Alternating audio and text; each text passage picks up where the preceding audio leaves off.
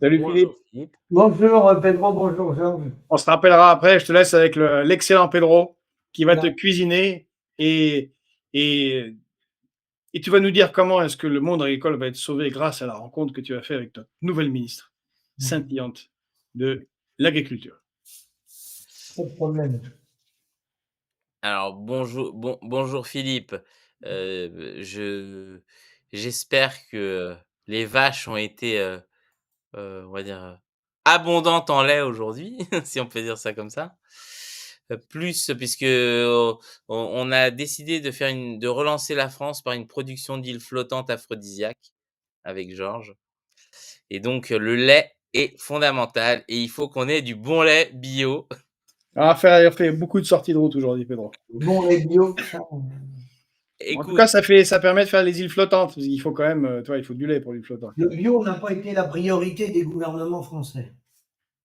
ce qui est sûr, c'est qu'il faut du bon Des lait, sinon gouvernements, j'ai pas dit Macron, j'ai dit des. sans bon lait, l'île flottante va être dégueulasse. Donc une île flottante aphrodisiaque dégueulasse. Ouais, lance ton jingle, Pedro, là, en avant. Ah oui, oui, mince, pardon. Eh oui, tout le monde t'attend, sérieusement, en fait.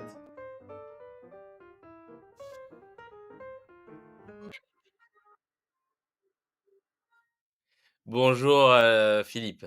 Bonjour Pedro. Excuse-moi, j'avais oublié ce, cette. J'ai été déconcentré par ces histoires d'îles flottantes, tu vois. Alors, plus sérieusement, tu as rencontré ces jours-ci, donc c'était mardi, si je me trompe. Mardi à 11h. Exactement. La nouvelle ministre dont j'ai oublié le nom, puisque bah, on en change tellement qu'on n'arrive plus à retenir qui est qui. Oui, c'est la députée du Doubs. Ah oui, alors le nom, comme tu dis, on change tellement de ministre. Annie Genevard. Et donc, Annie toi, tu es Genevard, venu. députée du Doubs, républicain. Elle est aux Républicains depuis longtemps. Et donc, tu es venu la voir parce que bah, rien n'est réglé pour les agriculteurs. Alors nous, c'était une réunion, le sujet de la réunion, c'était les associations, parce que les syndicats, elle a reçu les syndicats le lundi matin, avec François Bayrou, et nous, c'était les associations, c'était par rapport au mal-être agricole, les conséquences de la crise économique. Donc les associations, c'était le SAMU social, donc moi, j'étais présent pour la première réunion. Il y en aura d'autres. Les prochaines, je vais me faire remplacer par la personne du SAMU qui s'occupe chez nous de ces dossiers-là. Mais là, j'y étais avec Michel Bini, mon coprésident. Donc, du coup, étaient conviés à cette réunion les associations. Alors, ça veut dire les cellules chambres d'agriculture dans tous les départements, parce qu'ils ont des cellules pour aider les agriculteurs en difficulté. Ça s'appelle Réagir. Il y avait Solidarité Paysans, il y avait les Aides de la Terre, il y avait Zéro Clivage, plus d'autres associations. Il y en avait 8. Parce qu'en réalité, il en existe 40 ou 50 associations. Mais ils ont essayé de centraliser celles qui suivaient le plus de dossiers. Donc, ils en ont retenu 8, quoi. Et donc, cette réunion-là, c'était pour, bon, elle nous a présenté un peu, elle a été avec nous pendant 1h15, parce qu'après, c'était le mardi, c'était le jour de l'Assemblée, là où il y avait la journée phare de l'Assemblée. Donc, elle est partie, elle nous a quittés à 12h15. Nous, on a continué pendant presque 1 heure après avec Olivier Damazin, qui est le monsieur mal-être du monde agricole. Donc, Ils vous ont nourri au moins? Pardon? Ils vous ont nourri? Ah non, non, non. Après, on va déjeuner pas loin de rue de Varennes, où on trouve un truc entre nous, quoi, notre petit groupe. Tu veux dire que l'État n'a même plus d'argent pour vous nourrir? Bon. Non, non, nous, Recevoir dans ce pays. l'association n'est pas subventionnée. On se déplace à Paris avec nos frais personnels. Hein. Nous, on n'a pas de subvention. Il y en a qui ont des subventions. Solidarité Paysans et Réagir, oui, mais nous, non, et les autres, beaucoup, non, non plus. Et donc, pour te dire un peu ce qui s'est passé, comme dit mon copain du SAMU, Denis Chauveau, on prend les mêmes et on recommence. Il n'y a pas de changement, je dirais, depuis Chirac, Mitterrand. En gros, on va. Alors, nous, on suit quand même les mesures parce qu'il faut faire. On est là pour se défendre, faire le maximum. il y a des prêts de consolidation qui vont être mis en place, des prêts de trésorerie, des prêts garantis par l'État. On va pouvoir obtenir, je pense, sur des dossiers une année blanche, c'est-à-dire 1 an sans rembourser les emprunts. Mais comme il y avait par le passé, hein, comme il y avait avec Hollande ou Chirac, hein, ça existe depuis longtemps, ça. Mais à surveiller, parce que ça, c'est très compliqué d'avoir des refinancements, parce que c'est souvent la banque qui a le dernier mot et c'est jamais gagné d'avance. C'est très, très difficile. Et donc ça, c'est voilà. Il y a plein de choses à mettre en place. Donc on va se rencontrer assez régulièrement, probablement une fois par trimestre. Ah, donc tu la reverras pas. Ben, moi, le prochain coup, ça va être Denis. Je peux y aller, hein. Mais ça va être Non, mais c'est juste que tu te rends compte, un trimestre pour une ministre aujourd'hui. Non, mais après, on va faire des échanges sans doute plus rapprochés en par mail, en visio et tout, comme on fait d'habitude. Non, Mais mais tu n'as pas compris mon propos. oui, C'est qu'un trimestre, c'est 3 mois. oui. Est-ce que tu penses qu'elle sera là encore dans 3 mois? Ah oui, parce que le Bayrou, c'est l'homme du compromis. Il caresse la gauche et la droite. Il se trompe jamais, cet homme-là, non? Tu crois pas? Écoute, effectivement, l'île flottante flotte toujours au centre du truc. Peut-être, peut-être. Alors, Je sais pas. sachant que je vois les commentaires là. Alors, il y a plusieurs choses. Premièrement, le fait qu'il y ait des changements de gouvernement, certes, alors, ça ne veut pas dire qu'il faut valider le gouvernement, hein, mais certes, ça pose des problèmes parce que les mises en place, pour ceux qui vont y avoir droit à des prêts de trésorerie, à une année blanche, il y a plein de mesures hein, qu'on lui a apportées, il y a plein de choses à améliorer, il y a toujours des choses à améliorer. Hein. Bon, effectivement, si le gouvernement, on est dans des instabilités comme ça permanentes, ça nous pénalise. Je ne vais pas le cacher. Ça nous pénalise. Il n'y a pas de décision de prise. Bon. Après, cette personne-là, bon, les Républicains, bien sûr, j'ai vu un commentaire, elle suit la FNSEA à 300%. Oui, on peut même mettre 400%. Mais ceux qui étaient avant, c'était pareil. Hein.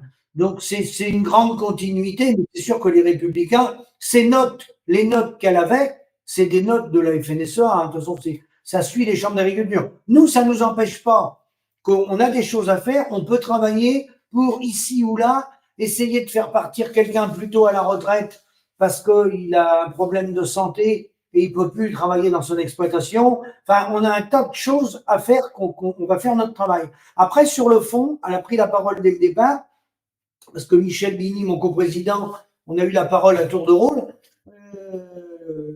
On a on a un petit peu planté le décor, pas longtemps, parce que c'était pas le sujet de la réunion. Le sujet de la réunion, c'était le mal-être en agriculture. Et qu'est-ce que proposent les associations pour aider les gens en difficulté, les gens qui veulent arrêter, les gens qui sont malades. Bon. Alors moi, je lui ai dit que le problème central, c'était un problème de revenus. Si on était tous autour de la table et puis qu'il y avait des associations, s'il y a un problème agricole, c'est qu'il y a un problème de revenus. On ne va pas se le cacher. 80% des agriculteurs ont moins du SMIC. Et j'ai rappelé avant, quand M. Damazin, à la fin, a pris le relais, que bizarrement, les associations, on n'a pas de dossier avec les producteurs de champagne. On n'a aucun producteur de champagne. Donc ça veut bien dire que c'est le revenu. Il faut arrêter de nous prendre pour des cons, parce qu'il essaye de dire, alors, elle a prononcé le mot revenu, il faut être honnête. Mais ils disent que c'est multifactoriel, qu'il y a l'isolement, tout ça, alors qu'on sait que c'est le problème de revenu. Alors, mon collègue Michel Bini a posé la question en disant que si on voulait améliorer les choses, et nous, le SAMU social et Solidarité Paysan, si on veut nous mettre au chômage, nous, on est presque plus de travail, des petits trucs à la marge, il suffisait de redonner du revenu aux paysans, puis nous, à la limite, on n'a plus lieu d'exister. On n'aura pas besoin de défendre les agriculteurs, il n'y en a pratiquement pas qui vont nous solliciter. Et là, la réponse qu'on a eue sur revoir le modèle, c'est-à-dire revoir le modèle agricole pour qu'on puisse vivre dignement, parce qu'on est dans un effondrement total de l'agriculture. Tu vas m'en parler après, on va en parler après, tu vas me poser des questions. Ils nous ont tout simplement répondu, Monsieur Damazin, que si on voulait changer le modèle, changer le programme, eh bien, on avait la voie libre. C'était à nous de nous présenter aux élections. On évoquait effectivement donc ces rendez-vous qui ne mènent à rien. Alors, il y avait une question de plein de gens dans le chat. Tu venais pour quelle comment ça s'appelle? Quelle association, Philippe? C'est l'association, je suis coprésident du SAMU social agricole national avec Michel Bini. C'est une association de défense des agriculteurs. C'est une association qui a été créée à l'origine dans un département, le Gers, en 2000. Et donc, dans le cadre du travail réalisé par les associations, on, était, on a été convoqué par le ministère de l'Agriculture, ou la ministre de l'Agriculture, pour faire nos propositions et apporter concrètement des solutions sur le terrain pour aider les gens dans le désarroi, le suicide, prévention suicide, c'est ça, hein, c'est le mal-être, comment améliorer les choses, les interventions, les numéros d'urgence, les gens qui souhaitent arrêter leur exploitation, les mesures de désendettement et tout ça. Sachant que nous, quelque part, on est des bouts de sparadrap, ce que je disais avant, c'est que tout vient du revenu. Il ne faut pas se voiler la face. Dans les endroits où il y a du revenu, il n'y a pas de problème. À partir du moment où il n'y a pas de revenu, il n'y a pas de renouvellement du matériel, il n'y a pas de renouvellement des bâtiments, il n'y a pas de possibilité d'embaucher de la main-d'œuvre. Quand on est en arrêt maladie, on ne peut pas prendre de main-d'œuvre puisqu'on ne peut pas les payer. Les gens ont même du mal à payer les assurances. Il y en a qui Comment ça, Philippe? Tu es en train de me dire que quand un agriculteur est à bout, malade et sans revenu, il peut pas se payer. Mais je croyais que vous étiez tous des nantis qui vivaient sur des tas d'or. Non, on a droit à 30 euros par jour quand on est malade, hospitalisé, opéré, ou jambes cassées, ou ce que tu veux, ou dépression. On a droit à 30 euros par jour. Donc 30 euros par jour, c'est impossible de prendre, tu vois, hein, 3 fois 3, 9. Tu peux même pas prendre un salarié pour te remplacer. Surtout avec les horaires, les amplitudes horaires d'un agriculteur, et puis le travail du week-end. Donc, c'est, voilà, En plus, il faut le trouver, ton agriculteur volant. en plus, il faut le trouver. Quand il y a des accidents, c'est fait par la famille, c'est fait par des amis, c'est fait par des voisins, c'est fait par. Il y a une espèce d'entraide où. Alors, il y a les services de remplacement qui fonctionnent bien, qui avaient été beaucoup montés par les FDSEA. Ça, c'est une bonne initiative, il faut le dire. Bon, le problème, c'est le coût, hein. Forcément, les salariés, même en les mettant au SMIC, tu ne tiens pas en faux deux. Si tu n'as plus personne que Attends, combien tu as dit? 30 euros par jour? oui, ça fait 900 euros par mois. Ouais, De... mais tu remplaces pas quelqu'un avec, Ah parce non, que 900 euros, parce que même au SMIC chargé, même avec des exonérations sociales patronales, le SMIC il brut, devrait il est à 1800, 1801, 1803. ouais, non, mais je te parle chargé, et cetera. Bah oui, c'est cher. Il faudrait du 100 à 120 € de la journée minimum. Oui, oui, c'est ça. Et pour quelqu'un qui va travailler 7 heures, hein, pas l'amplitude horaire que vous Ouais, faites. faut entre 3 et 4 000 euros par mois. Parce qu'avec le remplacement du week-end, le week-end va bien falloir quelqu'un. Donc, ouais, donc ça tient pas du tout. Et donc, ce que je disais avant, c'est que sur le fond, aucun politique veut revoir le modèle. Et si on revoit pas le modèle, la chaîne de valeur, et que les paysans, ils n'ont pas de revenus, la matière première agricole dans un caddie de 100 euros, c'est 6,50 € la partie agricole, 6,50 € sur un caddie de 100 euros.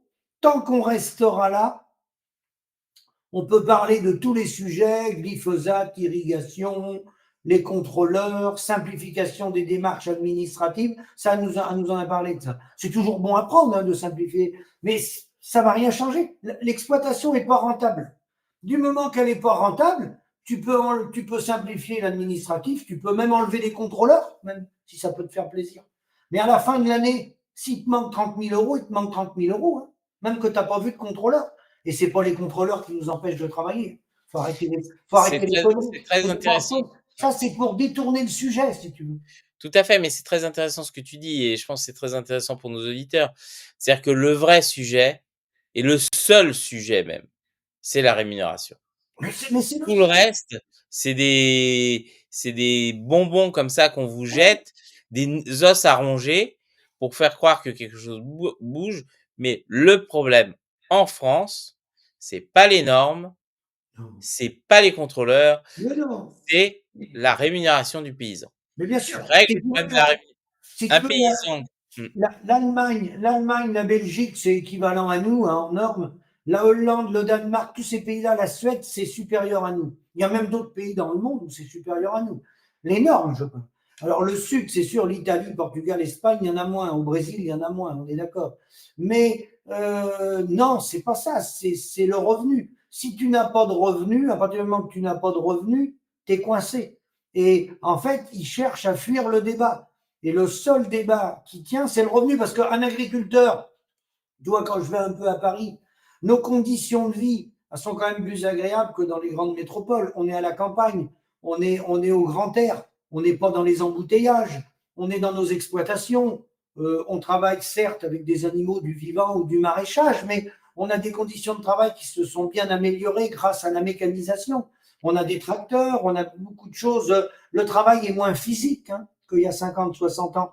Donc, on ne peut pas dire qu'on est les plus malheureux de toute la société. C'est pas vrai. Par rapport à des gens qui sont dans les hôpitaux, par rapport à des gens qui sont à l'usine, des travaux à la chaîne et tout. Nous, on a une amplitude horaire. Mais c'est pas des heures d'usine. 70 heures, c'est pas 70 heures à la chaîne. Bon. Mais simplement, le truc, c'est qu'on n'a pas de revenus. C'est tout. Faut pas tourner autour du pot. Le problème, c'est la rémunération. Point. Non, mais je pense que c'est fondamental et il faut le marteler, et cetera. Alors, Hypatie demande, alors déjà, elle parle de Bayer. Alors, juste pour, faire un petit commentaire, Bayer est une entreprise écolo puisqu'il y avait le bégon vert. Non, je plaisante. Heu, plus sérieusement, avant de parler, de ça, elle demande: «Mais est-ce qu'il n'y a pas des assurances, qui prennent en charge quand il y a un problème?» Alors, hem, on a droit à 30 euros par jour, hein, comme j'ai dit, de la mmh, mutualité sociale agricole, notre régime social. Après, les gens qui veulent s'assurer en cas d'accident, c'est de l'assurance privée. tout à fait. Donc, c'est Groupama, c'est MMA, c'est. Alors là, pour couvrir des remplacements comme ça, pour avoir, je sais pas moi, 30 à 40 euros supplémentaires, bah, faut cotiser à une assurance privée. Alors, le problème, c'est qu'il faut en avoir les moyens. Si tu en as les moyens, tu vas cotiser à une assurance privée. Le jour où tu as un accident, ils peuvent te verser 3 000 euros par mois. Hein. Et avec tes 3 000 euros, tu te débrouilles pour trouver quelqu'un pour te remplacer. Mais il va falloir cotiser à une assurance privée. Hein. Oui, Alors, je suis l'assurance, justement, normalement, à l'installation, on devrait avoir ce qu'on appelle, en tant que patron, agriculteur, et on nourrit quand même le peuple, on entretient les territoires, on nourrit, on a un métier qui est essentiel à la vie, puisqu'on entretient les territoires, on s'occupe des animaux, maraîchage, etc. Donc, je me suis renseigné, moi, aux compagnies d'assurance. À l'installation des jeunes, ça devrait être mis dans le projet, on devrait tous avoir ça, ce qu'on appelle l'assurance l'homme-clé. L'assurance l'homme-clé, c'est que si le dirigeant de l'entreprise il est malade, ben, il y a une assurance pour le remplacer. Donc, et là, ça couvre, nous faut 2 salariés avec de l'élevage pour nous remplacer. Donc, je me suis renseigné, la cotisation, elle serait autour de 6 000 euros par an. Il faudrait mmh. qu'on paye 6 000 euros par an pour assurer ça. Donc le problème aujourd'hui, personne n'a les moyens de sortir 6 000 euros par an. Ou si peut-être des champenois, ou peut-être des gens comme ça, mais pas nous. Non, tout à fait. Moi, je me souviens quand j'étais chef d'entreprise, on m'avait démarché justement, c'était pour le chômage du dirigeant puisque des entreprises privées proposaient ça et en fait, le coût, de ce qu'ils proposaient était supérieur à ce que, si moi je gardais l'argent pour moi-même me faire un chômage, en fait. C'est ça. C'est-à-dire que les coûts et ce que tu parles de l'assurance homme clé, alors l'assurance homme clé devrait être, à mon sens même, une obligation de bonne pratique en entreprise. Oui, tout à fait. Mais concrètement, personne a quasiment les moyens de se la payer et C'est-à-dire souvent que l'assurance l'homme-clé, Pedro, elle devrait être intégrée dans le coût de production. Mais globalement, là on parle d'agriculture, mais globalement, tu sais très bien que les indépendants, les maçons, les plombiers, les indépendants, globalement, on est très mal couverts. Tu le sais, ça. mmh. Faut pas Alors, certains demandent, Fred Chrome demande: 6 000 €, ça représente quoi en termes d'exploitation au mètre carré? 6 000 euros.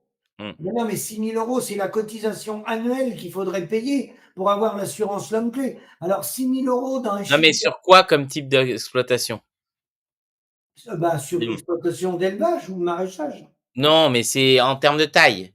Il va avoir une notion d'échelle pour savoir si Ah, mais il n'y a pas de taille d'exploitation. tu peux avoir 1 hectare avec du hors-sol et tu as besoin d'une assurance de 6 000 euros. Si tu as du hors-sol, des veaux de boucherie, des lapins ou des canards, que tu aies 200 hectares ou que tu aies 1 hectare avec de l'élevage, te faut l'assurance comme clé. C'est à partir du moment qu'il y a des animaux, faut quelqu'un tous les jours. Faut quelqu'un tous les jours. Donc, même si tu as 20 ou 30 vaches laitières, te faut quelqu'un tous les jours. De toute façon, si tu es opéré, tu es 1 an sans travailler, te faut quelqu'un tous les jours. Donc, c'est même pas une histoire de taille d'exploitation. Hein. Te faut quelqu'un. Donc ça veut dire que, et aujourd'hui, quel est le plus grand problème pour l'amélioration de la rémunération des agriculteurs? C'est, les coopératives, c'est l'agrobusiness ou c'est, les distributeurs? Oui, nous, c'est principalement l'agroalimentaire. C'est l'agroalimentaire puisque l'agriculteur ne fait pas sa facture. Et donc, dans la chaîne de valeur, toute la valeur est captée par l'industrie agroalimentaire. Et ensuite, ils font un bras de fer avec la grande distribution. Mais nous, là-dedans, on est complètement. Tu vois, j'avais au téléphone un agriculteur ce matin qui va arrêter, qui va se mettre en liquidation. Hein. Donc, les parents sont à la retraite, le fils, il a 40 ans. La coopérative, ils ont demandé à l'embaucher, parce que le jeune, il a 40 ans, il y a 20 ans qu'il travaille avec ses parents, donc il a une expérience. Donc, la coopérative à côté, ils veulent l'embaucher. Ils lui proposent une responsabilité à 4 000 euros par mois. Et s'il ne prend pas ce poste-là, il prend celui d'en dessous à 2 500 euros par mois. C'est-à-dire qu'il est embauché, ils vont arrêter en février la ferme. Au 1er mars, il a embauché. Et dans sa ferme, il tournait autour de 800 euros. Et là, il va travailler du lundi au vendredi soir. Même qu'il est responsable du site, c'est un site de céréales. Donc, il travaillera pas le samedi et le dimanche. Donc, tu vois bien qu'il y a un problème de rémunération. Nos coopératives sont capables de rémunérer les salariés et elles sont pas capables de rémunérer les paysans. Donc, tant qu'on n'aura pas de rémunération, nous, les paysans, on ne pourra pas tenir. C'est une question d'équilibre dans la chaîne de valeur. Ça n'a rien à voir parce que le consommateur, si on dit qu'il faut que le consommateur paye plus cher, il ne faut pas qu'on vous demande de payer plus cher. Il ne reviendra rien dans les exploitations. À chaque fois que vous avez payé plus cher, l'argent reste dans nos coopératives et les privés, la Thalys, LDC, tout ça, la grande distribution se sert aussi. Hein. On est d'accord. Mais il n'y a pas de ruissellement. Il n'y a pas de ruissellement. Alors, j'ai Hypatie qui insiste pour que tu parles de Bégon Vert, de l'humain de Bayer, Monsanto, etc. Est-ce que toi, dans ton cas, de ton exploitation, est-ce que comment ça s'appelle? Est-ce que tu es touché directement ou est-ce que ceux qui sont rentrés justement dans ces schémas d'achat de graines qui ne font plus de graines, etc., ça amplifie pas le problème de la précarité des paysans? Le fait tu veux dire d'être dépendant ou indépendant de Bayer? Ouais. Ah ben, tu as 2 modèles. Tu as le modèle avec les phytosanitaires. Alors, tu as des gens qui sont en conventionnel, mais qui ont un modèle conventionnel proche du bio, qui utilisent peu de produits phytosanitaires. Il y en a, ils sont restés en conventionnel, ils ne sont pas passés en bio, ni en biodynamie. Ceux-là sont pas tant que ça impactés. Alors, tout a augmenté, hein, que ce soit les engrais de synthèse chimiques ou les phytos, tout est très cher. Mais il y en a qui sont assez autonomes et qui ont des budgets assez restreints en conventionnel. Après, il y en a qui sont restés en conventionnel sur des modèles plus intensifs. Alors ceux-là, oui, ceux qui ont grossi les exploitations, ils sont dépendants du modèle Bayer, du modèle agro-industriel en fait, hein, qui est relié au groupe Avril, Arnaud Rousseau, tout ce qui va avec la FNSEA. Oui, il y a des gens qui sont très très attachés, qui ne peuvent plus se passer des produits phytosanitaires. Hein. Alors Bayer a ravalé Monsanto. L'origine de Bayer, faut savoir, c'était IG Farben, c'était sous les nazis pendant la guerre. Hein. C'était une boîte qui était des nazis. Hein. C'était IG Farben en Allemagne. Hein. Et c'est devenu, après, ça s'est appelé Bayer, qui a ravalé Monsanto. Hein. Oui, il faut pas oublier que une des plus grosses productions de Bayer, c'était le Zyklon B. Tout à fait. Voilà, qui servait à gazer les gens dans les chambres à gaz. Voilà. L'origine des phytos, ça vient de ça. Hein. Parce que l'agriculture, elle a explosé en productivité après la guerre, surtout les années 60. hein, avec les engrais de synthèse chimique, les phytosanitaires, les remembrements. Les remembrements, j'en parlerai sur ma chaîne YouTube Philippe est dans le pré, je vais faire une émission avec un gars qui est un peu spécialisé là-dedans. Les premières lois des remembrements, les gens disent les remembrements, c'était une catastrophe. Alors, il y avait du bon et du moins bon. Il ne faut jamais tout jeter. Il y avait besoin de remembrer parce qu'il y avait trop de petits parcellaires. Ça devenait inexploitable. Par contre, au lieu de passer à des tailles de 3 à 5 hectares en élevage, des tailles raisonnables de parcelles, il y a des endroits, ils ont tout arraché, ils ont fait des parcelles de 30 hectares, il n'y a plus d'arbres. Donc c'est toujours, faut jamais être extrémiste ni dans un sens ni dans l'autre. Mais les premières lois de remembrement, c'est les lois de 41 sous les nazis, hein, sous l'Allemagne nazie, le régime de Vichy. Hein. C'est les lois de 41 qu'on les programmations des premières lois agricoles en France, elles ont été prises en 1941. Il ne faut jamais l'oublier. Le remembrement et tout ça. Si je me trompe pas, parce que j'ai évoqué Zyklon B, et je me demande, mais je suis pas sûr, hein, j'arrive pas à retrouver l'info, si Bayer était même pas impliqué lors de la Première Guerre mondiale dans la production du gaz moutarde. Je crois que si. Voilà, donc effectivement, c'est un peu comme nous, on a une entreprise, Lafarge, comme ça, qui a réussi systématiquement dans son histoire à être du mauvais côté de l'histoire. Donc, en construisant le mur de l'Atlantique, en construisant les blocos des nazis, etc. Bon, et plus récemment, en étant à côté de Daesh en Syrie. Bon, il y en a qui savent pas choisir. Donc, il y a eu ça, il y a eu les premières lois remembrement décidées sous l'Allemagne nazie avec le gouvernement de Vichy, les remembrements. Il y a eu la création de la FNSEA en 1946. Ensuite, on a voulu industrialiser la France, donc on a remembré, on a fait grossir les exploitations. Il y a eu une époque en France, il y avait 20 millions de paysans, à une époque, hein, dans les années 1800, avant 1800. Et donc aujourd'hui, après, ils ont créé des grands groupes, ils ont créé Unigrain, le fonds des céréaliers de la FNSEA. Hein. Et là, Unigrain, bah, ils ont des plateformes dans le monde entier. Unigrain, c'est les transports Steph, c'est des chaînes de restaurants, c'est le numéro 1 de la boulangerie dans le monde. Ils ont des actions chez les brioches paquets, les sociétés de champagne, tout ça, Unigrain a des billes dans tout. Il y a 800 millions d'euros, presque 1 milliard d'euros même, de fonds qui est injecté dans les entreprises françaises de l'agroalimentaire et dans le monde. Ils rentrent au capital des entreprises, ils mettent entre 1 et 100 millions d'euros, maximum 100 millions d'euros. Mais c'est souvent entre 1 et 10 millions d'euros qu'ils mettent. Par exemple, le numéro 1 des glaces et des sorbets en France, la société L'Angélis en Charente-Maritime, c'est des fonds Unigrain. Donc Unigrain, c'est un bras des céréaliers de la FNSEA qui a été fait en 1963. Ensuite, il y a eu le groupe Avril. Attends juste que je comprenne, comment ça se fait qu'il y ait des graines, du blé dans les glaces?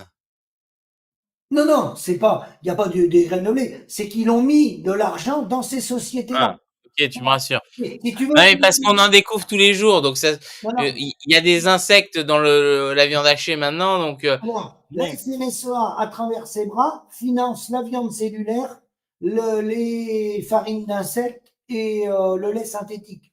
De par les bras qu'ils ont et des financements qu'ils ont. Unigrain, c'est une plateforme d'investissement qui met des billes dans des entreprises à travers le monde. Mais ils peuvent mettre des billes dans une entreprise de champagne. Ils ont des chaînes de restaurants. Le groupe Restoria, ils ont mis des billes là-dedans.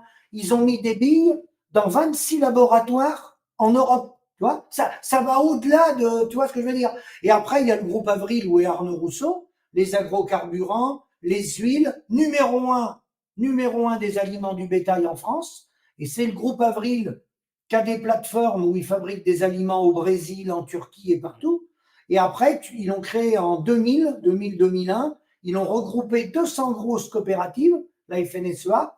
Et là, ça s'appelle InVivo. Donc, InVivo, quand vous faites vos courses, InVivo, c'est les magasins gamme vert, Jardiland, Boulangerie Louise, Café de Paris. Là, eux, c'est gigantesque parce qu'ils travaillent avec Xavier Niel, Alexandre Zouhari et Mathieu Pigas. Donc, c'est aujourd'hui, l'agriculture assez financiarisée. C'est-à-dire que nos coopératives ou nos bras agro-industriels, ils ont des bras en Turquie, au Brésil, en Nouvelle-Zélande, sur tous les continents. En fait, ça s'est financiarisé. Et l'agriculteur, là-dedans, il a été pillé. La valeur ajoutée ne revient pas à l'agriculteur. Il revient rien. C'est pour ça qu'on est en train de s'effondrer. Alors juste, et c'est pas du tout pour défendre Bayer ou quoi que ce soit. On se focalise beaucoup sur Bayer, mais BASF, entreprise Oui, allemande, oui, il y a Dupont de Nemours qui est souvent oublié, mais qui ont fait le Lycra. En fait, alors il faut savoir que toutes ces entreprises ont presque plus de 200 ans. Hein. C'est des entreprises du début de la révolution industrielle. Donc Dupont de Nemours, qui avant de faire du Lycra et faire le Téflon, faisait de la poudre à canon. Donc en fait, et donc il y a ExxonMobil, oui, Mitsubishi. Alors Mitsubishi qui ne fait pas que des voitures, qui fait aussi la pétrochimie, etc. Donc la pétrochimie est un vaste, on va dire, vaste ensemble, mais sur cette question-là, effectivement, il y a BASF est un géant absolu. oui. Donc alors je sais plus maintenant les liens entre BASF et Bayer, mais pour moi c'est deux entreprises indépendantes. Mais Eh ben, qui tu as par exemple avec la guerre en Ukraine, les Américains avec la guerre en Ukraine, ils s'en servent pour placer Dupont-de-Nemours, là, comme tu dis. Hein. Mmh. John Deere, les tracteurs, c'est américain. Tu n'as qu'à regarder en Ukraine, quand tu vois des gars, des reportages, c'est John Deere qui est arrivé. Et puis Bayer. Bayer, les Mmh. fait. C'est-à-dire que les Américains, quand ils rentrent quand ils font des calculs géopolitiques, géostratégiques, ils placent leur entreprise. Hein. Et puis, ils essayent de racheter le foncier, s'ils peuvent, à travers des jeux de société. Mais ils placent leur entreprise. Donc, c'est vrai que ces grands groupes-là, je vois les gens, ils posent des questions, ils ne connaissaient pas InVivo. Donc, le groupe Avril, c'est 7-8 milliards d'euros de chiffre d'affaires, là où est Arnaud Rousseau, c'est les numéro un des aliments du bétail, parce qu'il avait racheté la société Sanders, qui est le numéro un des aliments du bétail en France. Hein. Mais InVivo, c'est encore plus puissant, parce qu'ils ont les chaînes de magasins, c'est autour de 12 milliards aujourd'hui d'euros de chiffre d'affaires. C'est la deuxième plus grosse coopérative d'Europe. La plus grosse, c'est une allemande. Mais InVivo, c'est la deuxième. Et InVivo, ils ont racheté le numéro un des céréales en France, qui était un privé, qui était le groupe Soufflet. Le groupe Soufflet, c'est connu, vous allez sur Internet, vous tapez Soufflet, c'était un gros groupe privé, familial, ça a été repris par InVivo. Et InVivo, c'est tentaculaire. Hein. Aujourd'hui, ils sont rendus au sommet de Davos avec des startups, avec la high-tech. InVivo, quand vous faites vos courses, sans le savoir, vous allez chez InVivo. Dernièrement, InVivo avec Xavier Niel et Mathieu Pigas, là, et Alexandre Zouhari. Alexandre Zouhari, il a 45% des magasins Picard surgelés, pour ceux qui ne connaissent pas. Xavier Niel, vous connaissez, Mathieu Pigas aussi. Ils ont voulu racheter les chaînes de magasins Carrefour. Là. Et ils n'ont pas pu les avoir parce qu'il y a eu une offre de fait, mais il y a un milliardaire tchèque, je crois, oui, tchèque, qui a mis un peu plus d'argent sur la table. Mais sinon, InVivo, il voulait racheter des chaînes de magasins Carrefour. Donc InVivo, quelque part, c'est les paysans. C'est nous les paysans. C'est des coopératives où les paysans sont actionnaires. Mais les paysans, il y a longtemps qu'ils sont dépassés par les événements. Hein. Alors c'est important, hein, pourquoi j'évoquais, ces entreprises de pétrochimie? Parce qu'il faut comprendre l'enjeu business que ça représente. Juste BASF en termes de chiffre d'affaires, c'est 92 milliards Ah oui, d'euros. ah oui, oui. Et on parle pas de tous les autres. Et donc, j'ai essayé, généralement, la part de l'agriculture, alors BASF, c'est pas que, c'est aussi le plastique, et cetera. Mais la part de l'agriculture, c'est environ 10 du secteur, agrochimique, Oui, en gros. Donc il faut comprendre qu'on est sur un truc en milliards de oui, dollars, oui, pour lesquels les enjeux sont colossaux. tout à fait. Et donc, hem j'essayais, de faire une comparaison pour qu'on ait une idée. Le PIB du moins, si on devait comparer à des PIB de pays, le PIB, de comment ça s'appelle? Juste, je te coupe, je t'ai envoyé sur ta Mmh, boîte mail le schéma, parce que des gens demandent un schéma. Je t'ai mmh. envoyé sur ta boîte mail si tu peux afficher un schéma que j'ai fait. Alors je vais chercher ça tout de suite. Voilà. Alors, Que les gens voient les enjeux. Il faudra que j'informe les téléspectateurs, mais si vous allez sur Internet, vous tapez InVivo et toutes les filiales, vous allez voir, entre InVivo, Avril et Unigrain. Bon, chez Avril, par exemple, je vais vous donner des gens que vous connaissez. Il y a dans toutes les filiales d'Avril, mais depuis longtemps, hein, où est Arnaud Rousseau, il y a Anne Lauvergeon. Vous connaissez Anne Lauvergeon. Voilà. Donc, oh, mais ça nous rappelle quelque chose, cette dame. donc là, vous allez tomber sur des noms de personnes que vous allez découvrir et vous allez voir que ça n'a plus rien à voir avec les paysans. On est dans une financiarisation. C'est la raison pour laquelle, euh, quand les gens disent que c'est de la faute des consommateurs, attention, faut pas accuser les consommateurs. Si vous payez plus cher, il va rien nous revenir, nous. Vous voyez le schéma? Il y a 1,4% des entreprises de l'agroalimentaire qui font 80% du chiffre d'affaires et 75%, ils ont 75% des salariés. Bon, ce schéma, il a déjà 3 ans, 2, 3 ans. C'est même plus que ça aujourd'hui, parce que ça se concentre de plus en plus.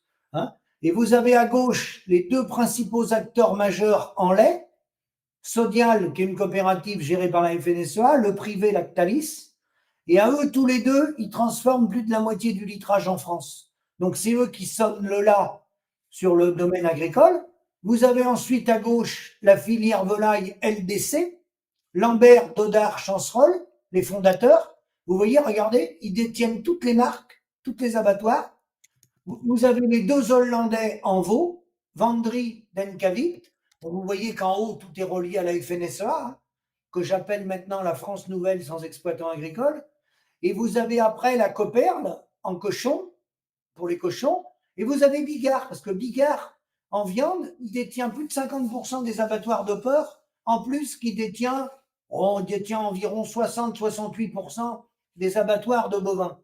Et après, vous retrouvez ce que je vous ai dit là, qui est lié en lien direct avec la FNSEA, Unigrain. Donc Unigrain, ils détiennent les chaînes de boulangerie dans le monde, numéro un des outils de boulangerie dans le monde. Alors pour vous bien vous parler, Unigrain, ça s'appelle Mécaterme, le groupe Mécaterme. Ils ont racheté ça à la famille Windel, qui était une famille de riches industriels du nord de la France, de famille avec Ernest Antoine Seyer, que vous connaissez, l'ancien patron du Modèle. Vous voyez, j'ai mis, je ne les ai pas toutes mis, hein, Société Steph, les transports, c'est les camions blancs, ça. La société Steph, c'est 100 000 livraisons frigo par jour en Europe. 100 000 livraisons par jour. Ça, c'est des fonds Unigrain FNSEA. Vous voyez, bon, il y a l'Angéliste, Restoria, c'est les chaînes de restaurants, Brioche Paquet, les laboratoires. Alors, oui, une chose importante. Ces gens-là, les groupes que je vous ai fait voir, là, Unigrain, Avril, InVivo, ils travaillent avec l'État, la Banque publique d'investissement, donc ils sont main dans la main avec les projets de l'État, donc c'est bien la cogestion avec les Bruno Le Maire et tous les gens qu'on a eus, hein, principalement le Crédit Agricole, il peut y avoir le Crédit Mutuel, mais principalement le Crédit Agricole. Et Unigrain, pour ceux qui connaissent, il joue le rôle de la COFAS. La COFAS, c'est quoi? C'est un organisme d'assurance des paiements dans les transactions à l'international pour ceux qui font le commerce. Quand vous avez une entreprise, toi, Pedro, demain, tu veux passer une commande en Espagne, mais tu as un doute sur l'entreprise, tu vas sur le site de la COFAS et l'entreprise, elle est notée, elle a une note pour t'assurer que tu vas être payé si tu es livré.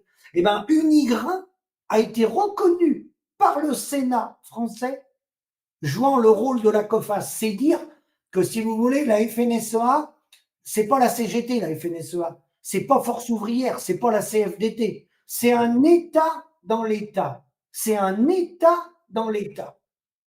C'est plus que ça. Vous voyez ce que je veux dire? Tout à fait, c'est pour ça que j'évoquais la puissance des groupes, de pétrochimiques dans l'agrobusiness.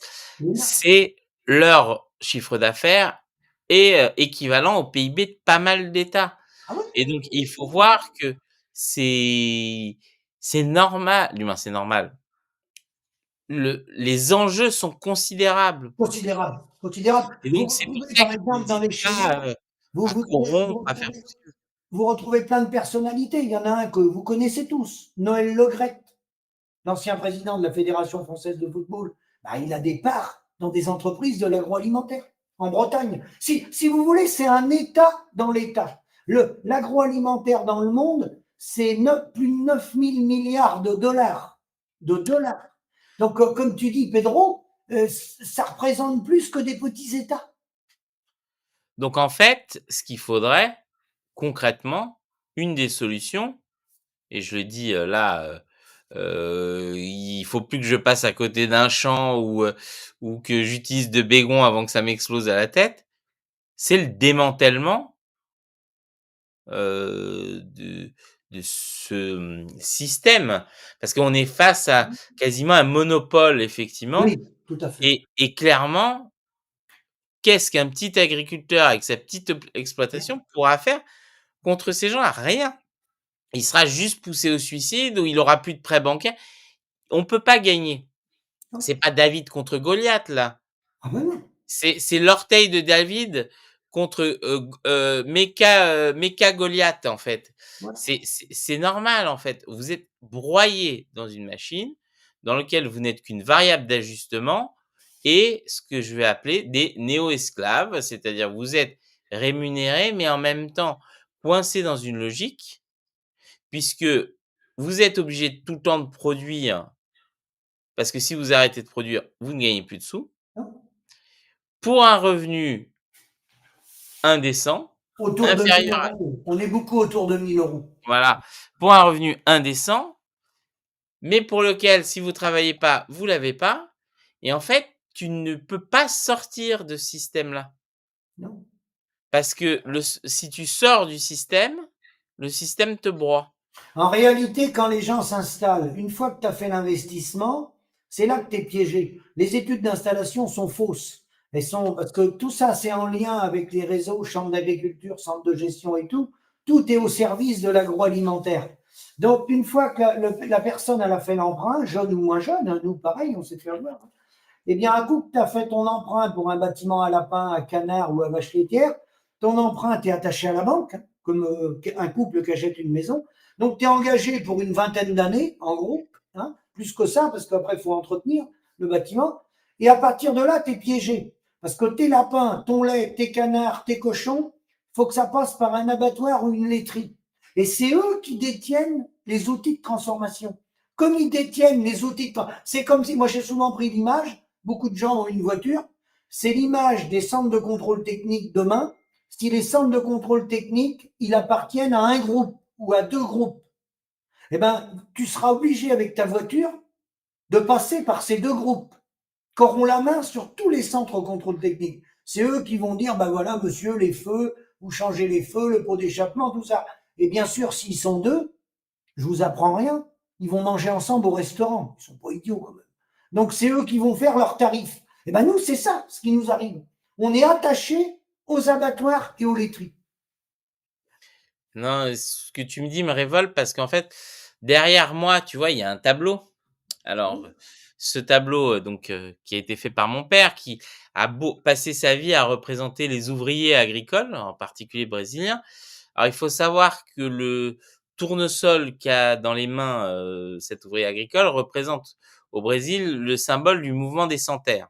Donc, et une des révoltes justement, c'était alors l'échelle est différente, c'est que ces ouvriers agricoles étaient enfermés comme vous, petites exploitations, vous l'êtes. C'est-à-dire qu'ils étaient enfermés dans un système où, pour pouvoir survivre, ils devaient travailler dans des conditions, terribles, qui permettaient aux gros de s'enrichir, de maintenir cet étau sur eux et on a l'impression qu'on n'a pas avancé d'un iota. C'est-à-dire qu'on est face à une situation, certains disent normalement les paysans devraient être les gens les plus riches de France, mais c'est ce que tu disais par exemple la dernière fois sur le lait demi-écrémé qui leur permettait d'augmenter leur marge et cetera. En fait, je suis désolé, hein, ça je vais paraître pour un horrible marxiste, communiste, Non, non. mais on est vraiment sur la nature même du capitalisme. C'est-à-dire, on est sur son essence d'avoir du profiter, le profit, le profit, le profit, le profit, dans la main de très peu de gens, aucune redistribution, et que les gens meurent, comme c'est le cas avec les agriculteurs, ce n'est qu'une variable d'ajustement. C'est ça. J'ai vu un commentaire, une personne a dit il faudrait que les abattoirs soient publics. Effectivement, avant, il y était. Il y avait des abattoirs municipaux. Hein, et c'est un deal qui a été passé avec les gouvernements. Donc là, c'est pas Macron, hein, c'était avant Macron, Chirac et autres, pour laisser la main à Bigard. Ils ont laissé toute la main à Bigard, le géant. Le géant. Alors Bigard, il a fait plusieurs sociétés. Tenez-vous bien, si on reste sur les abattoirs, la viande, il ne publie pas ses résultats économiques comme Lactalis. Il préfère payer une amende. Il a fait une société, il récupère le sang des animaux dans les abattoirs. Il a une société, il revend le sang.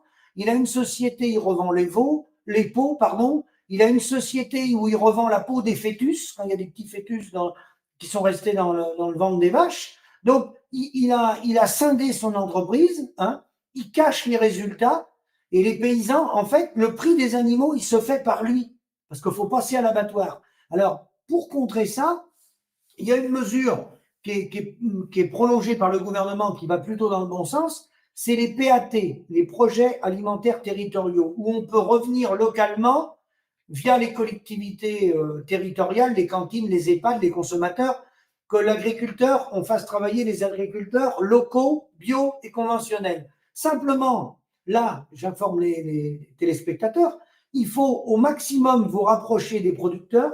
Il faut que ça soit le producteur qui fasse la facture. Parce que le problème des projets alimentaires territoriaux, via les cantines et les restaurations collectives, c'est que nos coopératives, l'agroalimentaire, commencent à mettre la main sur ces projets-là.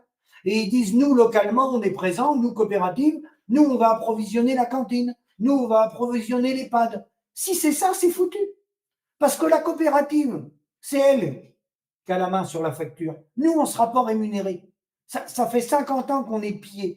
Il faut que le projet alimentaire territorial, il faut qu'on se serre la main avec les consommateurs, il faut qu'on se serre la main avec le cuisinier de l'EHPAD. Si on ne serre pas la main au cuisinier de l'EHPAD ou de la cantine scolaire, si c'est le président de la coopérative, qui est quelqu'un de la FNSEA, qui lui serre la main, c'est foutu.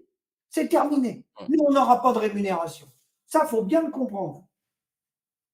Non, mais tout ça, en fait, c'est révoltant parce qu'en fait, ça, je suis désolé, mais la solution que je vois, et ça va faire hurler les libéraux, c'est justement que tu aies une bourse d'État, si on peut dire ça comme ça, que l'État joue son rôle d'intermédiaire et que par rapport à ça, il y ait, ce soit la rémunération soit fixée. En fait, on fait sauter ces gros groupes et vous vendez et l'État favorise la vente.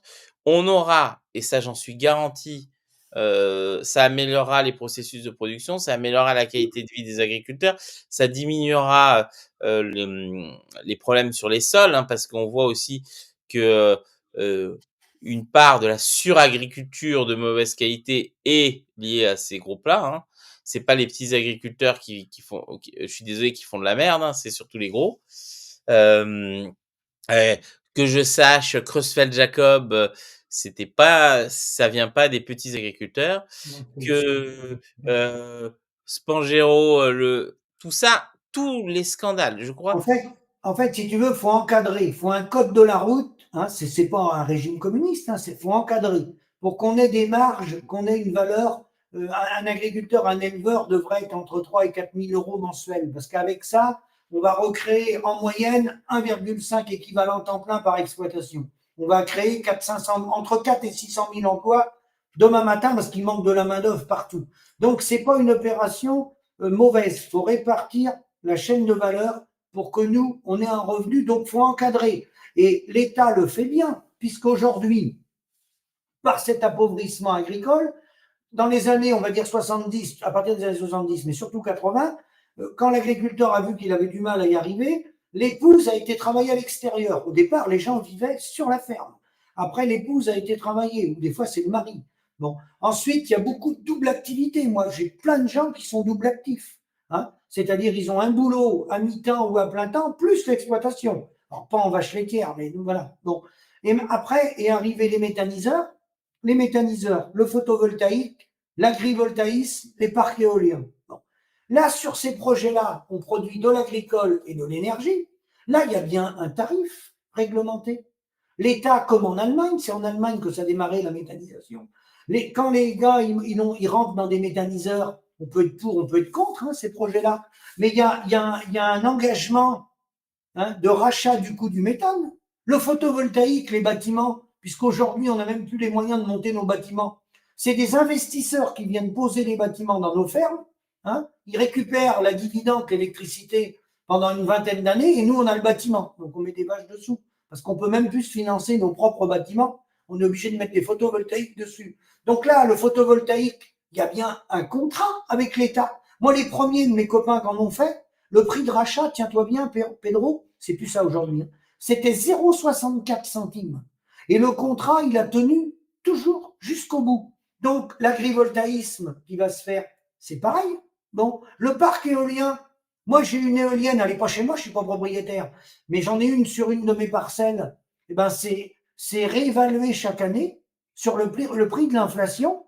Tous les ans, on a notre dividende de location qui augmente. Donc, quand on veut, l'État, il le fait bien. Là. Pourquoi pour les agriculteurs, nous, il faudrait qu'on produise au prix d'un Brésilien ou d'un gars du Burundi? C'est pas possible. On va effondrer. Alors, on effondre, parce que là, c'est un effondrement.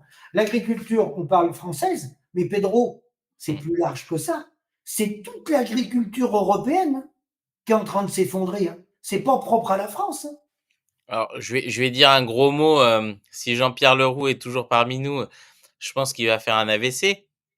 Mais au final, alors, je ne parle pas du modèle de production, mais je parle du modèle d'organisation. Finalement, le kolkhoz n'était pas une si mauvaise idée que ça.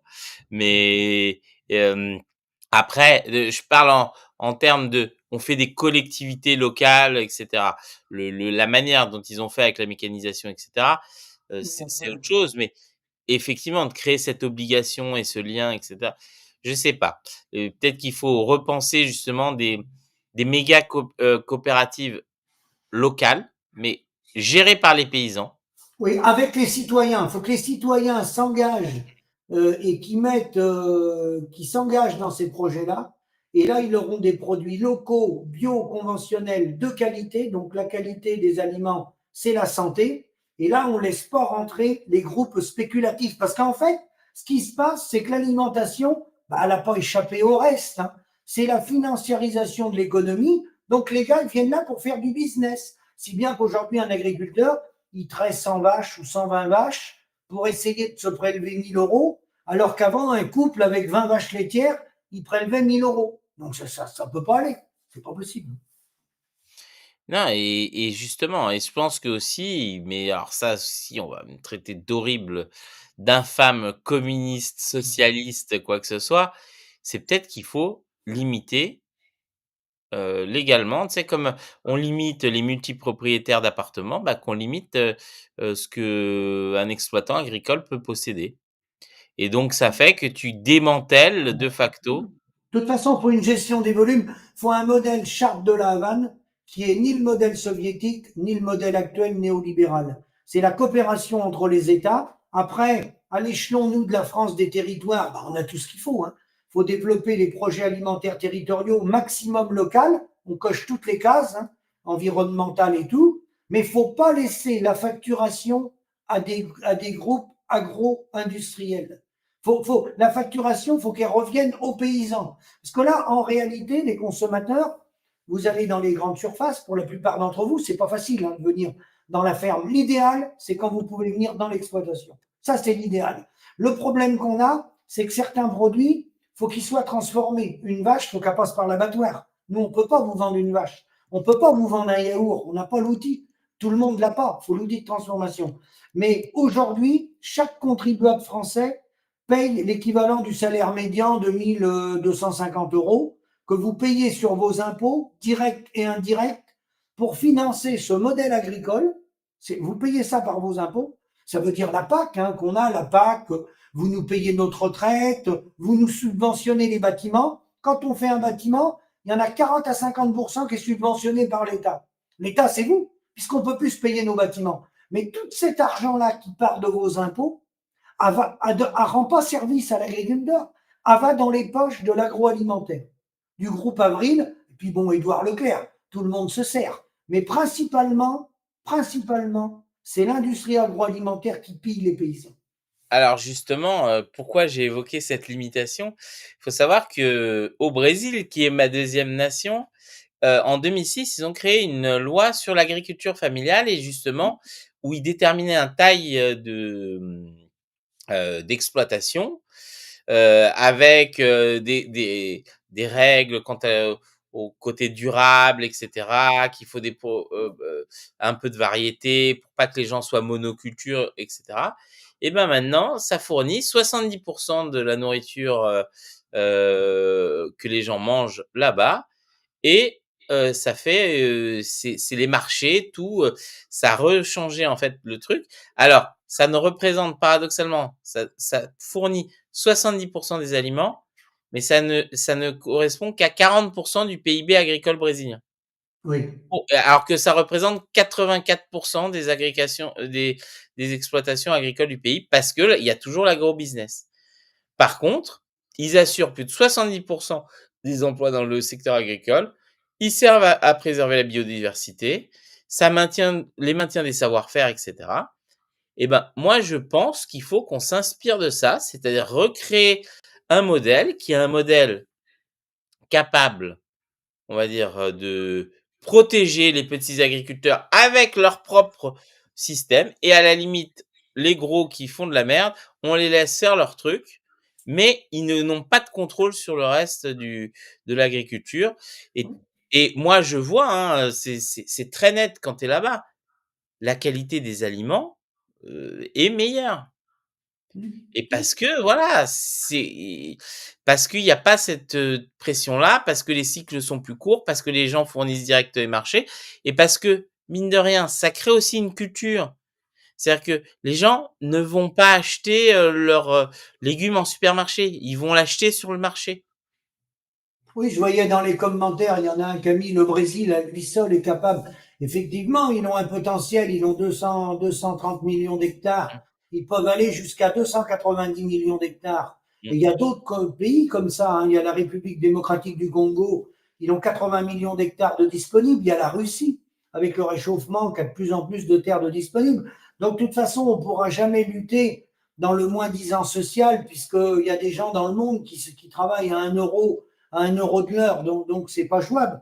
Et quand vous vous imaginez que nous, le lait, quand vous achetez vos briques, nous, le lait, si vous venez à la ferme, on vous le vend 1 euro, hein, alors que nous, on est payé autour de 43, 44 centimes, entre 43 et 45 aujourd'hui, en conventionnel, en bio, pratiquement le même prix, certains un peu plus, mais pas beaucoup plus. Hein. À 1 euro, si vous prenez le lait chez le producteur, il double son prix. Hein.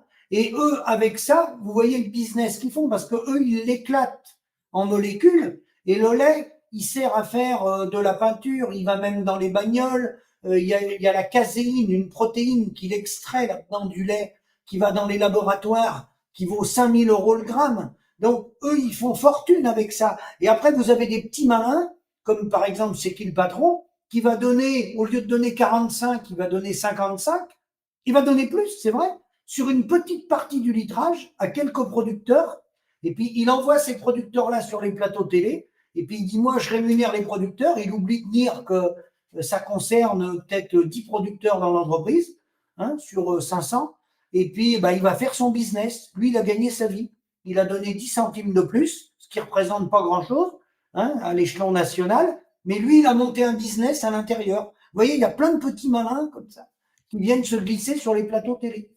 Voilà.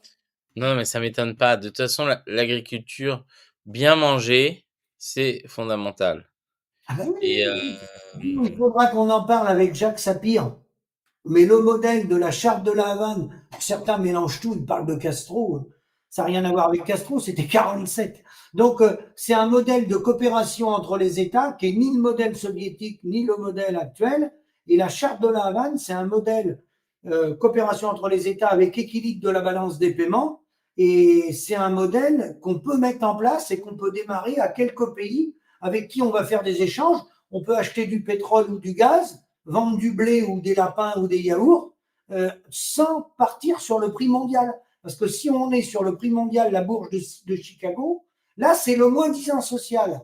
Donc, on lance un appel d'offres planétaire sur celui qui vendra le lapin le moins cher, sur celui qui vendra le lait le moins cher. Sachant que les produits les moins chers, Pedro, c'est souvent les excédents. C'est les pays qui produisent de façon abondante et leurs excédents, ils s'en débarrassent à des prix bas. Un peu comme si tu déstockais des voitures parce que tu en avais fabriqué de trop. Donc, automatiquement, on effondre toute l'agriculture mondiale. Non, tout à fait. Non, mais de toute façon, il n'y a pas de mystère. On reviendra à ce système-là. Je Parce pense que derrière, la Corse entre-temps. oui, parce qu'on sait, et petit clin d'œil aux Américains qui vivent les tornades et Oui, les feux, etc. Une des raisons, c'est leur agriculture. Les tornades dans le Middle West, on sait très bien que la déforestation, les types d'exploitation, l'usage d'eau, etc., augmentent les tornades. Et que donc, en fait, ils sont directement eux-mêmes responsables de phénomènes météorologiques qui existaient déjà, mais qui sont amplifiés par ce que l'humain a fait dans ces coins-là. oui, Donc, moi, je pense qu'effectivement, c'est inexorable et que à un moment, de toute façon, on va devoir repenser ce modèle-là. Je pense que c'est important. En plus, en France, on avait une belle agriculture et on a encore une belle agriculture. On produit, on a des espèces, par exemple, je sais pas, le melon charentais, le charolais. On a des milliers et des milliers de fromages. oui. Heu, on a On a un savoir-faire énorme, le comté, le maroilles, on a des grands vins, les AOC, les grands vins et tout, on a quelque chose de formidable. Mais ce qui nous tue, c'est cette mondialisation, le libre-échange, qui fait que les agriculteurs quittent leur exploitation, non pas parce qu'ils n'aiment plus leur travail, mais ils ne peuvent plus en vivre. Ils sont endettés. Il y a un endettement moyen de 250 000 euros. Et malheureusement, on est en période d'élection chambre d'agriculture, et tu verras, Pedro, malheureusement, que ça ne va rien changer. La FNSEA va repasser. Parce que il y a trois syndicats, il y a en face, il y a le MODEF, qui est proche du Parti communiste, qui avait été créé en 59. Bon, eux, ils font 1,5% des voix sur le territoire, et ils n'arrivent pas à mettre des listes dans tous les départements, donc ils ont beaucoup de mal.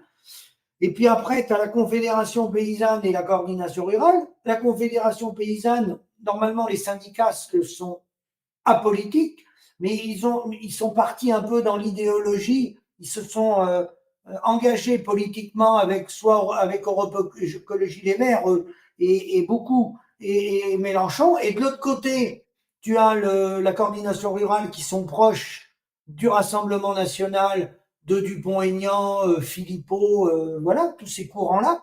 Donc, c'est le chien et le chat. Donc, la Confédération paysanne ne parle pas à la coordination rurale, la coordination rurale ne veut pas parler à la confédération paysanne, donc cet affrontement rapporte à la FNSEA. C'est le même jeu qu'au Parlement français. On a deux blocs qui se tapent dessus, ça fait le jeu de Macron. Et ben nous, en agricole, on a la confédération et la coordination, où il y a des bonnes idées dans les deux. Hein. Il y a des gens très bien dans les deux syndicats, mais comme on n'est pas capable de s'entendre entre nous, ben la FNSEA, elle n'a pas besoin de se battre, elle regarde les autres se taper dessus, et puis elle compte les points. Voilà. bon, c'est comme dirait Léo Dagan, tout cramé. Non, On heu, verra les résultats des élections dans beaucoup de chambres d'agriculture. La Confédération va faire, mettons, 20%, 20-22, un exemple. Hein. Et la CR peut faire 25 ou 28. Et la FNSEA va faire 32 ou 33. Voilà. Mais comme c'est le vote au scrutin majoritaire, celui qui arrive en tête, il a 50% des sièges plus le reste après. Tu vois, c'est le scrutin majoritaire. Donc ça laisse pas de place aux autres. C'est-à-dire que la FNSEA dans un département, si elle fait 38%, et que la coordination rurale fait 37, et que la conf fait 36, par exemple, je te prends un exemple comme ça, qu'il n'y a qu'1% d'écart, eh bien, le premier qui arrive en tête, ils n'auront pratiquement pas d'élus. Ils auront 1 ou 2 élus. C'est tout ce qu'ils auront. Tu vois le truc? Donc, tant qu'on est divisé comme ça, on ne peut rien faire. Tout à fait. Non, mais je pense que tu as tout dit. Et qu'il faut, il va falloir se battre pour, parce que bah, ce qu'il y a dans nos assiettes, on a commencé à parler du déclin démographique au début, bah, ça a une grosse importance. Parce qu'il faut pas oublier, la nourriture, c'est ce qui, par exemple, truc tout bête, quand on mange sans sel, on n'est plus déprimé. Il y a plein de trucs comme ça qui fait que bah, bien manger, bah, ça rend les gens heureux. Oui, tout à fait, je suis d'accord. Et moi, je pense que le changement, euh, ça passera aussi par un changement de mentalité, changement de mode de consommation. Et c'est vrai que, comme disait Coluche, il suffit d'arrêter d'en manger pour plus qu'ils en vendent. Si les consommateurs prennent conscience que le paysan, il est spolié par les gens qui viennent dans nos exploitations, hein, par nos coopératives, hein, il faut trouver un moyen à mettre en place. Ça coûte rien. Alors, dans les grandes métropoles, je sais que vous ne pouvez pas. Mais tous ceux qui peuvent revenir dans les exploitations, ça c'est l'idéal, parce que là, on peut faire des tarifs moins chers, et là, on coupe le problème de l'agroalimentaire. Et de la grande distribution d'ailleurs, les deux. Écoute, sur ces bonnes paroles, parce que je sais que tu as une exploitation à faire tourner, et je conclurai sur l'image du jour. Attends, Oui. je vais me la Des partager puisque commentaires, je vois des commentaires. ah, si tu veux répondre à un commentaire pendant que je prépare l'image du jour. Oui, non, je pense que tout le monde pense la même chose. Alors, on a Roger Namek qui est le troll officiel de tous nos fils, qui dit aux exploitants agricoles français Oui. d'aller habiter en Argentine ou au Brésil. Euh, bon, Non, mais c'est ça passe par un changement de modèle. Il faut qu'on essaye au maximum d'avoir gain de cause sur les projets alimentaires territoriaux, centraliser nos productions localement avec les consommateurs et les collectivités territoriales. Le commerce international, on a moins la main parce que c'est des décisions politiques, Mercosur, CETA, tout ça. Mais si déjà localement en France, tout ce qui est consommé par les consommateurs français dans les restaurations collectives et tout, si déjà là, on reprenait notre valeur ajoutée et qu'on arrêtait de se faire piller par nos coopératives et les Lactalis et les LDC et tout ça, déjà, on résoudrait une partie du problème. Il ne nous resterait plus à régler que le commerce international, qui a une décision politique. Mais localement, quand les gens disent que le Mercosur va mettre l'agriculture par terre, c'est pas vrai parce qu'on est par terre déjà et le Mercosur est pas en place. Donc en fait, la marge, elle nous échappe même sur ce qui est produit en France et consommé par vous. La répartition de la valeur ajoutée n'existe pas. C'est le problème des 6,50 € sur le caddie de 100 euros. Et tant qu'on ne fera pas évoluer ça, Jean Covici l'a dit ce que je dis. Si vous écoutez Jean Covici, il a dit tant qu'il ne reviendra pas plus d'argent dans les fermes aux exploitants, on ne pourra pas leur demander d'efforts pour les changements climatiques. Ils n'ont pas de moyens. Ils sont ruinés, les gars. Il l'a dit, Jean Covici. Donc, il l'a vu que les paysans étaient ruinés. Maintenant, que fait-on? Parce que, voilà. il faut un autre modèle, il faut d'autres dirigeants, il faut changer de paradigme. Et de toute façon, on va te réinviter parce que c'est un sujet qui nous passionne, nous, et je pense que comme on a beaucoup, Président. exactement, on a beaucoup d'urbains dans nos téléspectateurs, c'est important de rappeler cette réalité, ce retour à la terre, cette connexion, hein, alors je veux pas tomber dans le mysticisme, mais on a tous une connexion à la terre importante, et sans agriculture, bah, on survit pas.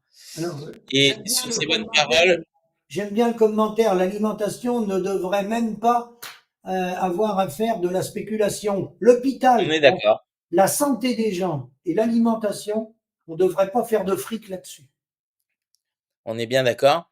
Et donc, je vais conclure ce live sur une image de ma bibliothèque personnelle. Donc, c'est une image très sexy de François Bayrou, donc que je vous partage. Voilà. Donc, l'île flottante, c'est très important. Vous voyez, c'était une soirée bien arrosée où l'île flottante a montré toute sa beauté. Donc, après Flamby, l'île flottante. Je te remercie beaucoup, comment ça s'appelle, Et heu, Philippe, pour tout ça. Désolé pour ce trait d'humour, mais c'est puisque je dépose officiellement que François Bayrou n'est pas un flanc, c'est une île flottante. donc, Il il le dernier message que je veux passer, si vous voulez venir en aide aux paysans, si vous pouvez, venez acheter les produits dans les exploitations, dans les AMAP, tous ceux qui ont les petits maraîchers. Si vous pouvez, venez dans les exploitations. Je sais que c'est pas facile, mais si vous pouvez, ça c'est concret.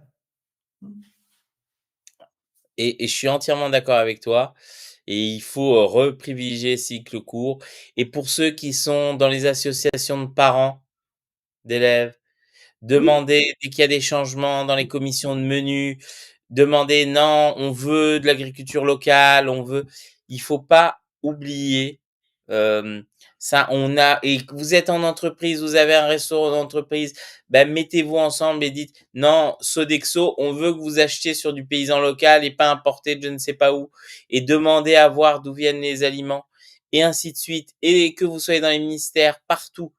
On a tous notre petit mot où on tout à peut fait. influencer justement les choses. C'est pas que le supermarché. Effectivement, la restauration, c'est un peu partout et il faut vraiment, comment ça s'appelle? Heu, faire chacun l'effort et voilà, comme ça peut être dans votre mairie. Quand la mairie fait, des réceptions, bah, vous leur dites: «Eh, d'où ils viennent? D'où ça vient cette C'est nourriture?» ça, c'est ça. Et ben, c'est comme ça, doucement, doucement, on va changer les mentalités. C'est pas que, il faut pas se culpabiliser soi-même que, voilà, on va dans la map. Ça peut jouer partout et justement, par exemple, les cantines scolaires, heu, les Oui, cantines des EHPAD, les cantines des usines et ben, c'est un gros sujet et ces gens-là, plutôt que de passer par des prestataires, pourrait travailler justement, acheter parce que le cuisinier, lui, ce qu'il importe, c'est d'avoir les aliments. Donc, voilà. si les aliments sont bons, d'où ils viennent? Alors certains disent: «Oui, mais la question des budgets, c'est compliqué». Tout est simple quand on a la volonté. Oui, oui, oui. C'est pas, ça sera pas plus cher, hein. C'est pas vrai, hein. Merci beaucoup et je vous Merci. souhaite tous un bon week-end. Alors il y a quelques vidéos qui vont sortir, cet après-midi. Je suis désolé, j'avais une inflammation, des nerfs de la main, donc c'était compliqué de bouger la souris. Je ne sais pas pourquoi, c'est encore Georges qui a dû me transmettre un virus improbable, des Balkans là mais ce qui est sûr, c'est que on va sortir des vidéos ce week-end. Il y a un ligne de front en préparation, il y a peut-être un œil de Kousma aussi et surtout, pour ceux qui l'ont pas encore vu, regardez la vidéo avec Emmanuel Todd, regardez la vidéo avec Jacques Sapir, regardez le replay qu'on va faire avec Philippe Grégoire. Je vais remonter les 2 morceaux et c'est important, il faut pousser parce que c'est comme ça que doucement on changera les mentalités. Merci On beaucoup. refera une émission parce qu'il y a des questions sur les appels d'offres et les PAT et tout. Mais on refera une émission. Alors oui, mais Pedro, des fois, on a plus envie de les branché sur le son voilà. OK. Je suis désolé, Fred Krum, je suis d'accord. Il y a de toute façon, qu'on soit bien clair, on vit dans un moment de pré-révolte, Ah oui, tout à fait. Tout à fait. donc tout est insupportable. Ouais. L'état de la justice, de l'éducation, de l'agriculture, tout. La santé, très grave la santé. Donc la question, c'est qui craquera l'allumette? Et vous allez méditer ça ce week-end. Merci beaucoup.